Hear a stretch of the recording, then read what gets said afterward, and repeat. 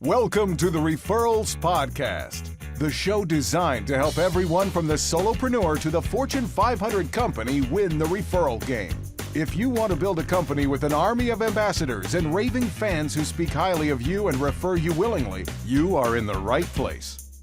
And now, here is your host, Michael J. Maher.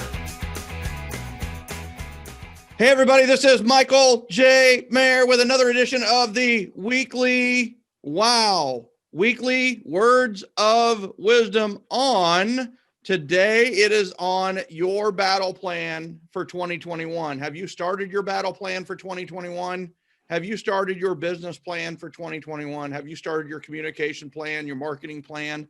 Have you even had time to come up for air and looked at 2021? And I'm telling you right now, 2021 is going to be more like 2020 than it is 2019. You're thinking, oh my gosh, 2021, it's all back to normal. Everything's going to be fine. Kids are going to be in school. Nope. It's going to be a lot like 2020. So here's the thing. If you think that way, you know to adapt, you know to take it to the next level. You know, okay, my expectations are this vaccine's not going to be a drug wonder drug. It's going to be slow to come out. You'll probably be the last one to get to take it, which might be a good thing. The bottom line is 2021 is not going to be like 2019. You want it to go back to normal. Some of you do. I know you do. Normal is what you're in right now. It is. I'm sorry. I know you hate me for saying it, but it's the truth. And the fact of the matter is you got to plan 2021 like it's going to be more like 2020 than it is 2019. So I will tell you that you're very well equipped for 2019 all the way back. What you really need to do is equip yourself mentally and business-wise for 2021, because now you've experienced 2020. You'll be better for it. Your business will be better for it. And I wish the best to you. And not only that, I'm going to help you plan it. So today, I have to give a quick shout out. This is the Weekly Wow, a special edition of the Referrals Podcast. Our Referrals Podcast is taken off.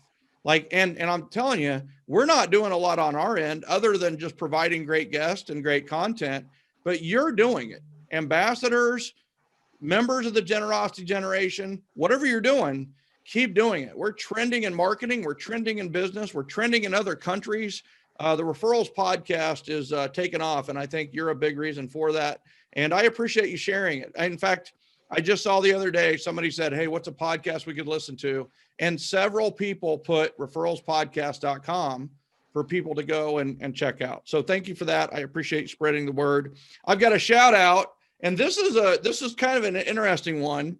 It's Paula Parker, who is a real estate agent out of Arkansas and also getting her license in Florida, by the way. But I will tell you that we hung out a lot as kids because she is also my cousin. And she is the cousin probably closest to my age. So we hung out quite a bit when there were reunions and the parents got together and everything else. But what's interesting is sometimes the people who are closest to you take the longest to get attracted to you and your material. You know what I'm saying?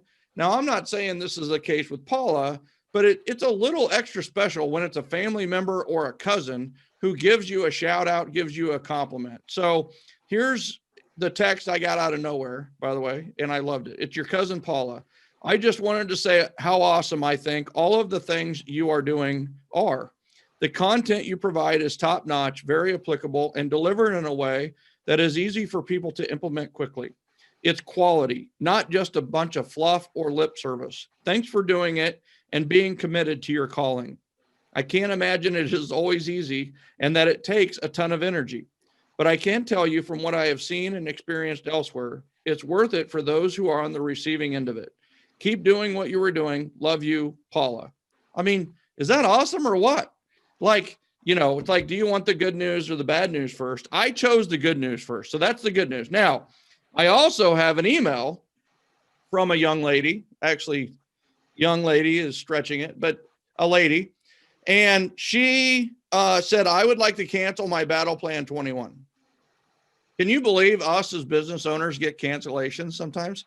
And I did. I got a cancellation. So not that I want it to be a trend, but here was her reason was, Michael, I thought there were going to be far more on goals and goal setting in Battle Plan 21. So I want out. Now, whenever somebody wants out, there's always 1,000 reasons, maybe versus one reason.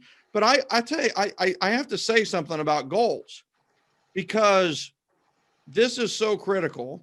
And here's the thing about goals. I'm not a huge believer in goals in general. I mean, especially, I'm not going to be the speaker who says, oh, your goal is 100 transactions, double it, do 200, and I understand why they're doing that, making you think bigger, but it also makes you extremely uncomfortable. And it also becomes their goal, not your goal. And it instantly decreases the value of the goal you set, which you thought was already ambitious. So I'm not going to do all that and talk about that. But here's the thing, is the best advice I ever got, the biggest aha I ever got about goals, was that there are results goals and then there are activity goals. And there is a huge difference. A results goal is 100 transactions or 50 transactions or 5.7 million volume or 20 million volume. Those are results goals. You have no control over the results, none. And I mean, setting goals like that can be very frustrating, but an activity goal is like, honestly, that's our communication plan. I was going to give you another example, but an activity goal is I'm going to work out 3 times a week. That's an activity goal, not I want to lose 50 pounds. You know what? You know that if you work out 3 times a week, eat healthy, you're probably going to lose 50 pounds. But I want you to know that the activity is the most important. What we focused on in Battle Plan 21 were the activities. Like, what do I need to do to maybe even surpass my wildest dreams and imagination when it comes to my goals? So I want you to know it's more about the activity. The communication plan is a great example. I'm going to call my ambassadors once a quarter. Ladies and gentlemen, that's one of the best goals that you could ever have. So, you know what? I'm a big believer in the activity versus not spending so much time on the results goals. Is it a great exercise to say, how many transactions do I need to make 100,000? Yeah, it's a great exercise so that you know. But should your goal be make 100,000? I think maybe the goal should be, I'm going to do the things that people who make 100,000 do. It's just me, right? So I just want you to know we do have a spot open now in Battle Plan 21. It's your lucky day, baby. You can sign up today at Battle Plan 20. I think it's 21, Battle Plan 21 or Battle Plan 2021. I know the bit.ly, it's bit.ly/Battle Plan 21. So that'll get you there. But we have a very special guest today, and she has been patiently waiting as I went through my podium, got out. I'm going to step off the box now. So today we have Brenda Jones. She is a realtor out of San Antonio, Texas, a top producer out of the area, San Antonio, Texas. Prior to that, she owned an insurance agency that specialized in working with members of the military for 26 years. Insurance, 26 years, got into real estate. Brenda and her husband have run a real estate team for the past 5 years now.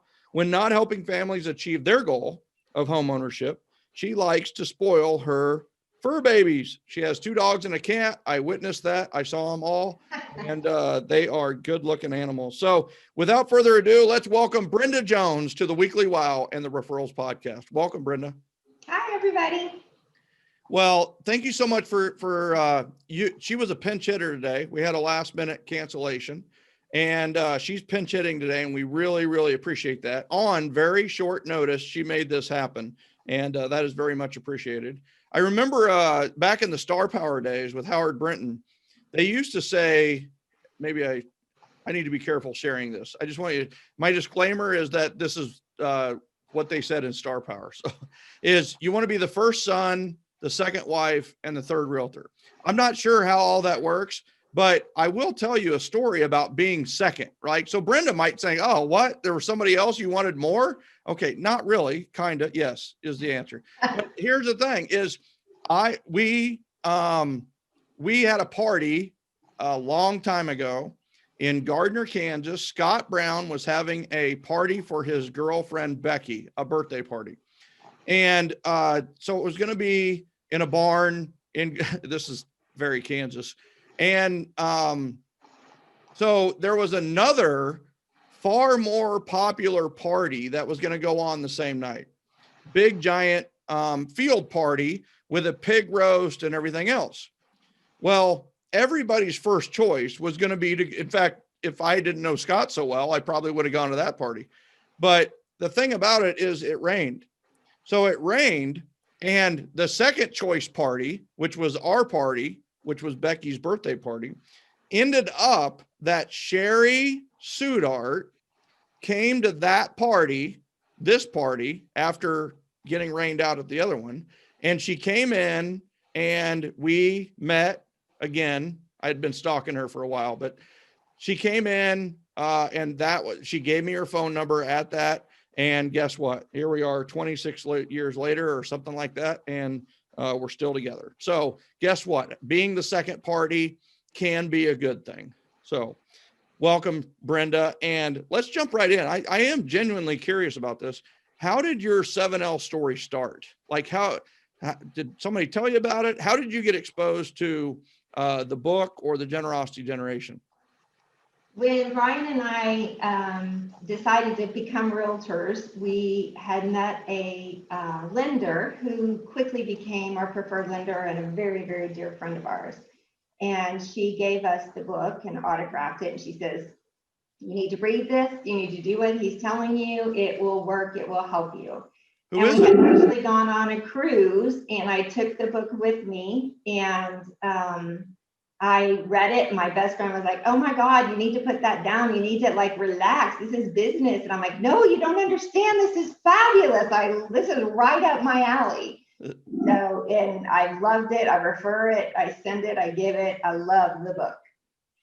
Well, that's awesome to hear. I appreciate that. Who was the lender who gave you the book? I'm genuinely curious. It's Nova Voorhees, and she's with Directions Home Loans now. Nova? Uh-huh. And it's a gentleman? No, it's a female. Female. Okay. Nova. Mm-hmm. What was the last name? Vorhis, Voorhees. Voorhees. I love it. Nova Voorhees. I need to make sure that I send a thank you to Nova. Yes, you do. That's awesome, right? We're doing a little of the Great Retrace here. I'll find out from Nova who told her about 7L, and we'll just I don't know. Yeah. So that's awesome. So you read it on a cruise, and how long did it take you to read it? Couple of days, because I kept going back and I'd highlight stuff, and I'm like, oh my God, Brian, listen to this. We've got to do this. How do we implement this? How are we? So it was just fabulous. So what, exciting. So what, from the book, what were some strategies that really stuck out to you as, you know what, I can do this? It was really just the communication and the personal touch that you're giving your clients and the people in your community. I've always been very generous and very giving and loving. And this was just right up my alley of, I can now take those personality traits and the things I love and transform them into a business and help the people in my community and around me. Yeah, I love that. Let me ask you this. How did, and just so everybody knows, I need to make sure that I set expectations. You may hear a doorbell ring. We are expecting a very important delivery, and it didn't come this morning. So I just want everybody to know that you may hear a doorbell and my dog bark. So I want to put that out to everybody, and I appreciate your patience and your tolerance if that happens. So, so I think the big thing is, and then let's kind of roll forward into like, how did you do with that type of approach from 2015 to 2019? Like, what did you do business wise, or what did you notice and that kind of thing? Really just doing personalized handwritten cards, sending those out to just everybody, and they love it. Doing one-on-ones. I still have not found a restaurant that I feel comfortable enough to use for, your weekly meetings and your I forget what you call them, the stack ups. The networking stack at the home court advantage. Right? But I'm working because my favorite restaurant's building down the street from me, so I'll be good. There you go. That Yeah. may So, make it easy for you. right. And so just over the years, taking that and then growing it, getting more into the event outreach it's continuing to grow. I love it. And then 2020 hit, right? It slapped a lot of people in the face. It was more like a punch in the gut maybe than a slap in the face.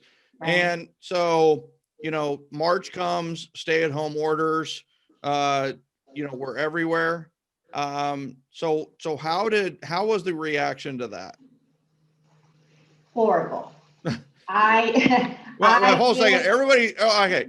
And do you love her honesty or what? So in the comments below, everybody just type horrible. Just type horrible. Because the truth is, for everybody, at least at first, it was horrible. Like everything's going like according to plan. Many people were stuck in a rut and didn't even know it. But the initial reaction to 100% of the people was probably horrible, right?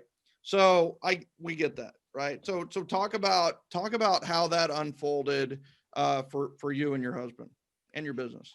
I was so excited because I took the Battleplan 2020. I got my planner. I did the event mastery class after that. I had all my events all planned out. I had my sponsors all lined up. Everything was wonderful. And I was super excited. And then COVID hit. And I truthfully, I didn't adapt well at all. I struggled, and I am very much a people person and a hugger, and I want to touch you and I want to shake your hands. And so it was very difficult for me. And I kept trying to reach out and find out, okay, how do you do this? How do you take the events and the one-on-ones and then adapt them? And truthfully, I did not do well with that this year. I mean, we had our best year ever, real estate wise. It was great. But I did continue to send the cards and make the phone calls and still continue to have that touch personally, but did not do the events that I had planned. Yeah, but could you imagine if you were a door knocker and a cold caller before that? I mean, it's like if that was the core of your business, this was a far rougher year for that person than Brenda Jones, who knew that she could still write handwritten notes. Right. She could still pick up the phone and talk to people, do the catastrophe call, which is, how are you guys doing with this? But one of the things I want to note that you did that's so awesome is instead of curling up in a ball in a fetal position on your floor like I did, what you did is you called people to find out, hey, agents, how are you doing it? How are you actually doing business when you can't meet with anybody, and lo and behold, you found those answers, you found out there is a way to do it. Did you have any, this is, like I said, this isn't a scripted question, but did you have anybody buy a house sight unseen this year? Yes. Yeah. Like we did. Okay. So how many years before out of all your transactions had you had someone buy a house sight unseen? We had only one other transaction. Yeah, exactly the same with me, right? Somebody just told me to go find them a house and put a contract on it. So I did that. That was 10 years ago, but it was an established client. I knew exactly what they wanted and all that.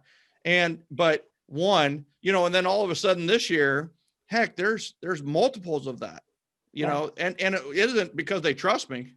Maybe it is, but but it is one of those where it's a necessity. Thank God for video and phones and, photography, because people get a good feel for where it is, plus our local knowledge is we know the good neighborhoods, we know the good schools. And maybe this is the future, Brenda. Maybe nobody goes and looks at houses anymore. All they do is they call their realtor and say, go find me a house. We go find them a house, get a contract, and then they move in like 30 days later. What do you think? I don't know. I don't know. I enjoy taking them because pictures are always kind of a little deceiving, but yeah, always bedroom 3. Doing FaceTime and walking through it with them and showing them and pointing out things works, from here. So let me ask you this, and like I said, I don't know the answer, so it's always cautious that I ask these. But like sponsors, like how did you deal with the sponsors? What do you mean? How did I deal with them? As far as, So you ended up not having the events, correct? Right. So and you had sponsors lined up for the event. So it was basically you didn't have the event, so you didn't have the sponsors give you money. right. Okay.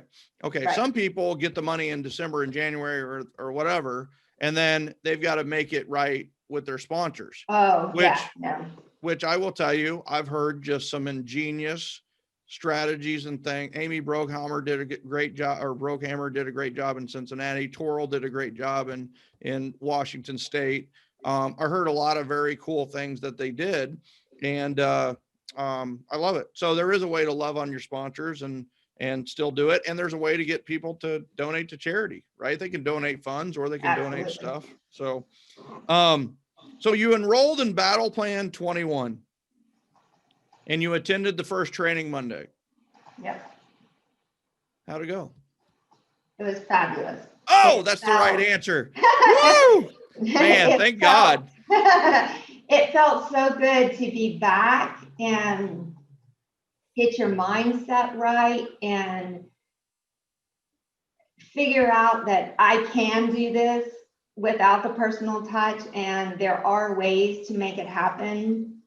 There are ways to still reach out and have events, as much as I really don't like Zoom happy hours or that kind of thing. But right now, nobody's willing to go out. Nobody's willing to step out yet. And so it was like, okay, let's do this. We can do it. Let's figure it out and let's get it written down and make it happen. So I love it it. was awesome. What were your biggest ahas? That one, when you have an event and there's only a handful of people that show up, don't berate yourself and don't beat yourself up, but look at what could I do better to improve it next time. And for me, I'm really good about planning the event and getting it all done and get the details surrounding it. But I personally really nailed myself to the wall the other day in that I need to be better at calls beforehand and building the excitement and building the momentum before the event instead of letting the event build itself. Mm-hmm. So I know personally as where I need to work and improve this year is to do more of the ebb and the flow, the build up and then the follow up afterwards. Yeah, I love that. And it's amazing what people hear differently the second time they take a class versus the first time they hear a class. So, Absolutely. I've had people where it's like, hey, I did Event Mastery or I did Battleplan and I got my event and I did my event and I had like 7 people show up. Right. And it's like, okay, great. That's not 0, even though in some cases having 0 show up might be better, but we'll save that for another day.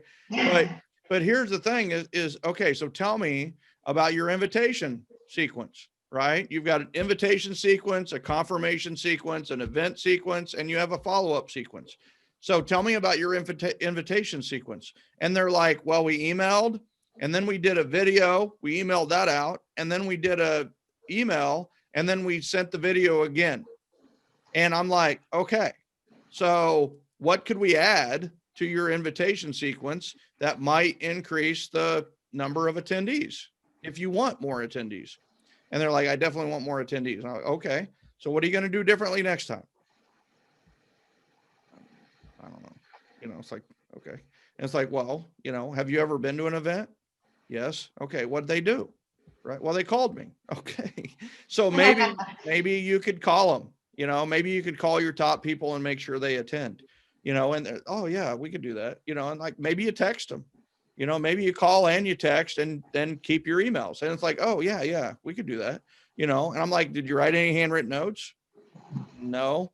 What if I, so it's like, there are things to do. And we have to remember the power is not in the event. The power is not in the event. The event is the reason for the season. The invitation is the power. The power is in the invitation. the fortune is in the follow-up. So I love that. I love that. And what you said, one big aha was it's okay to have low numbers, just do the events. And if it's Zoom or whatever, that's great. What other ahas did you have from the first 90-minute session? Somebody mentioned mailing out name tags, which I had never thought about doing that before. Because it is super important that, I may know one person's name, but I don't know the spouse's name. Mm-hmm. And so I thought that was fantastic idea. Okay, that is a brilliant. So what do you love about it? Because it's giving it to them. One is it's providing it to them before they get there. It's another kind of, okay, she sent me a name tag, so it's kind of more of a hook to be there, to attend. She took the time, energy, and money to send it to me. I just think, and then I'm more prepared when they show up to address them by name and not make them reintroduce yourself or not feel special because I don't know the spouse's name. So we did a whole thing on name tags, right? Which sounds like overkill, but names are one of the most important parts of the whole event. Even if it's like, as soon as Brenda came on today, I had her change her name tag, which is in the lower part of her picture. And because names are critical, names are important. You can say a lot with your name tag. You can, and the thing about it is that for live events, you want them to have a name tag on, and the name tag, sending it early, one, can save you a lot of time, especially if you're doing like a movie event, where there might be a long line for people at the registration table. So the name tag's already there. But the thing that it does, it gets them to come to the event. It's like a reconfirmation. It's like a commitment piece. It's like, oh crap, they spent some money on me. They spent some time on me. Like I said, I was going to go, but I was 50-50. Now they're in. So sometimes just sending the name tags out the week of the event will get more attendees at the event. So I love that little aha. By the way, that everybody needs to write that down.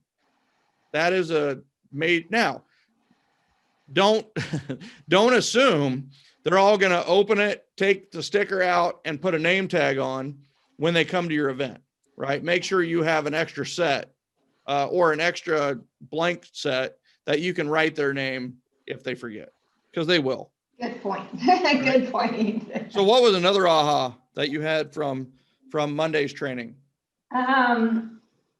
Really, the board of advisors, I've always kind of been nervous about that. And I don't know why. I don't know if it's because I don't know what to ask them, or I don't know how people that don't know each other are going to react in a small group like that to each other. And you just made it seem so simple. I mean, it's easier than I had in my head. Yeah. Like most things, right? Yeah. We make them more complicated in our heads. Right. Absolutely. But so in the years past, it's always been do your top yap and all yap, and yaps, for those of you that don't know. For the top yap, it's yearly ambassador program. What we want to do with the top people is keep them ambassadors. So we want to communicate with them more. We want to keep them in the referral zone. How do we keep people in the referral zone? Is it gifts? No. Is it money? No. You know what it is? It's communication. It's appreciation. So we keep them in the referral zone with a top yap plan, which I covered on Monday. And then the next session, I'm going to cover something called the all yap. Don't worry about that right now.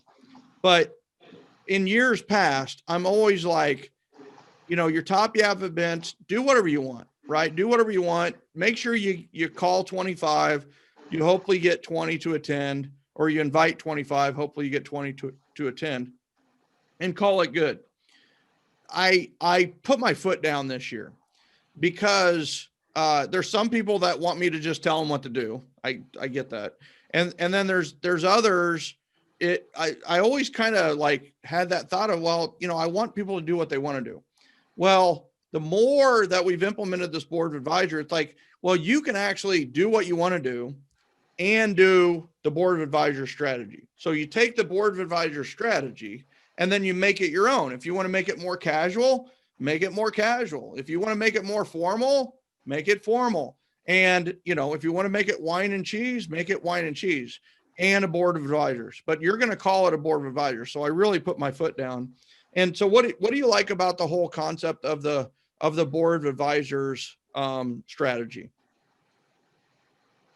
I think it makes those people that are in there feel even more important, because you're asking them their opinions and their, I guess, their advice about how can I improve my business, and what do you as a client or customer need from me. So it's me like being raw and being down on their level of, how can I better help you? How can I better help people that are in that circle? And it being a small enough event or a small enough group to make them feel like, wow, she's asking me, you know, how to improve her business. Hundreds of people at my board of advisors over the years.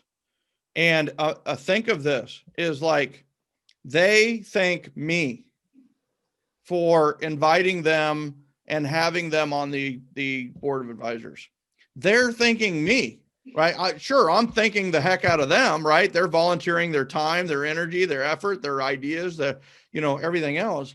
And yet they're like, oh my gosh, I mean, I can't believe you're asking me to be on your board of advisors. Mm-hmm. I mean, we should make everybody feel that way, because the truth is they are that special. Right. I mean, so here's a quick thought for everybody is, what about a client board of advisors that in December or in January by Zoom? And you just have your list of 5 or 6 questions that you want to improve. One is like, what's the worst case of customer service you've ever seen?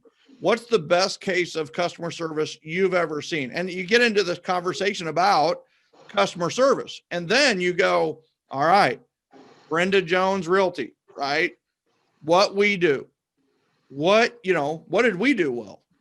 And then you let them talk for a long time, right? Oh, what else did we do well? Oh, you sure? Have we exhausted everything that we've done well? No. Okay, let's keep talking. Oh, that's our time is up. I was going to talk about improvements, but and then you're like, all right, what could we do better? And be like, please, give me suggestions. And sometimes it's going to hurt. And sometimes, but here's what you want. You want the truth. Like, we learned a lot about communication from our transaction coordinator. Needed to be improved. That escrow period communication could be improved. What's funny is that, we think that we're bothering and distracting people by communicating with them. And yet here they are. Everybody's telling us that we should communicate more with them. It's in our head, right? I mean, we've got to communicate and over communicate. And you, interestingly enough, got to serve on a mock board of advisors. I am of the belief that when you teach something, the best way to teach it is to like literally do it in front of them, right? Model the concept. And so we had 5 people on our board of advisors, and Brenda was one of them. How was that experience? And I'm genuine, like, I want to know, like, how was that experience to be on the board of advisors? I thought it was awesome. Yeah. It was a total off the cuff kind of thing that happened. Yeah. Kind of like this weekly. Wow. Thank you. Yeah. Kind of like this. You handled yourself so well off the cuff there. I knew you were going to rock today. So thank you. So yeah, so it was totally okay. Yeah, here I am. And it was amazing to have the other people on there and kind of all of us. You were asking about our worst customer service, and all of them boil down to communication and how that we're all similar and we all have the same needs and the same issues. And that just makes you think, I mean, we're not alone, that's everybody. And so how can we take that and make it better in our circle, in just simply improving the communication that we have? But like I said, you made it so easy. It was just a conversation of people who none of us knew each other beforehand. I mean, some of them may have, I didn't know any of them. And it was just an easy conversation. And that I think is what really just planted the nail to me was it doesn't have to be complicated. It doesn't have to be, you know, this perfect little group or this perfect little questionnaire. You just get people on to talk. Yeah, I love that. One of the top characteristics of top performers is curiosity. So what's interesting that when we do the board of advisors and we get into curiosity, even if you're the most successful realtor in town, and maybe even more so, it shows that you're humble. It shows that you're curious. It shows that you're always looking. I mean, the board of advisors by default shows that you're not arrogant, right? You're going to humble yourself to get the real answers, get their advice, get their stories, and so on and so forth. So, and I will tell you, the more successful you become, or at least the more successful in the eyes of people you become, the more powerful the board of advisors strategy and concept is, because you have influence and all of a sudden they're like, whoa, you know, you want me to, you know, they see you as a superstar and they're like, wow, you want me to be on this board of advisors with these other superstars? And the answer is yes, I do. You know, we've even had disgruntled clients on our board of advisors. And I mean, one example is Elizabeth Kennedy, right? I remember her. She worked with one of our buyer's agent. It didn't go all that well, you know, and it wasn't necessarily the buyer's agent's fault. It was more of the listing agent and the new home communities kind of trying to get some stuff done that shouldn't have been done. And the thing is that I invited her to be on the board of advisors. And afterwards, she went from a negative on the relationship scale, right? She was not going to refer us ever. You know, in fact, she would have maybe talked badly about us. Ladies and gentlemen, she went to an ambassador. Wow. She went to referring us because I invited her onto the board of advisors. So now it also helped that I had, you know, 12 people in the room and the 11 others were like, this, you know, it's the greatest real estate company in the history of the world kind of feeling. So I think that I think everybody needs to do a board of advisors strategy, board of advisors meeting, Zoom or in person, depending on what your state does, this next year, like 21. I'm on that this year. Like every time you hear me speak, that's going to be something like, what's a final hint or tip? So, you know, what's funny is that everybody's like, oh, board of advisors, what do I do? And I just did it. I said, all right, who can be on? So I put 5 on. I asked some questions and it went very well. Only 5 people showed up, and it even was probably better than if 20 showed up. There's a power to that, you know? So it was just so much easier than, like I said, than I had ever anticipated in my head. And that's why I love that you did that. You did it just off the cuff, and it was just, okay, I can do this. It's not as complicated as I want to make it. I would spend a little bit more time planning than I did. Well, yeah, a little bit more. The other thing I didn't talk about that I think that gifts are a big part of board of advisors and top YAP events. And you know, you're getting a gift, it's coming to you. And I believe that if you're going to do a board of advisors, you can either have a gift for them at it, or you can send it to them later. And I'm a big fan. I mean, yeah, I'm not a big fan of delivering things, right? I'm just not a fan of that because you're still chasing. I'm a huge fan of gifts, appropriate gifts when they come to you, you know, because you're rewarding the behavior of attraction. What is it? It's attraction. When you invite somebody, they can either not come or they can come. If they come, then they're attracted to you. They're coming towards you. Reward the behavior of coming to you. You don't need to give them a gift, because honestly, the reward in a lot of cases is feeling special and feeling a sense of belonging and getting to share their opinions. People want to share their opinions. if you've ever been on this Facebook thing, you probably know what I'm talking about. So you ordered multiple battle planners for your team. So you're taking Battle Plan 21 and you ordered some other copies. How are you going to use those? Well, our team is growing. We have two other agents on our team besides my husband and I. And I really, really want them to use it. I want to have weekly meetings, accountability. What are you planning? How is it going? And make sure that they too are implementing the whole system. Because I truly believe in it. I truly do. And they're both very giving and generous people who love the community. And I think that if we can just take this and really tighten it down this year, that is going to be a huge year for the whole team, for us and for them. So I think if we can just all be on the same page and kind of have different events, different goals, but have the same plan and momentum moving forward into 21, that is going to be awesome. It's been an awesome year. Yeah, I love that. I love the weekly accountability. We talked earlier about like goals, don't be afraid to set goals with them on like how many, and the cool thing is that some people read 7L and then they're like, I need to write 5 handwritten notes a day. I need to make 10 calls a day. I need to have, an event every month. And it's like overkill. Like the best thing in the world on the weekly goal is, all right, how many calls can you make this week to talk about the event that's coming up in 3 weeks?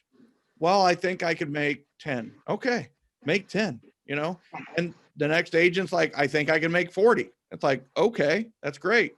And then, you set your own goal and it's like, I think I can do 42, right? So you do your 40, the other agent does their 40 and the other person does their 10. And then at the next meeting, you discuss what happened there. And then you're like, all right, let's talk about handwritten notes this week. Right. How many handwritten notes could you write this week to invite? And what it does is it builds on itself, right? The agent that did 10 finds out those calls actually went really well. And the next week they're like, oh, you know what? I think I can do 20 notes instead of 10 this week. So I love that you're doing that. Weekly meetings around the battle plan. I love the battle planner. I love this year's better than last year's. I really do, because we've simplified it. It's less pages. It's more to the point, and it's more, it's like smaller where it needed to be smaller, and it's bigger where it needed to be bigger, where you get to write. So anyway, I will tell you that I have not received mine in the mail yet, but this planner, I've received a million planners. I mean, we get planners from everybody this time of year. And this is the only planner that I have used, that I love. I take with me everywhere. It's got all my notes. It's got my mileage. It's got everything in Brenda Jones's life in this battle plan. Yeah, So, I love it. I love it. Love it, love it, love it. Awesome. Thank you. Thank you so much. That's awesome. I appreciate it. And man, this time flies when you're having fun.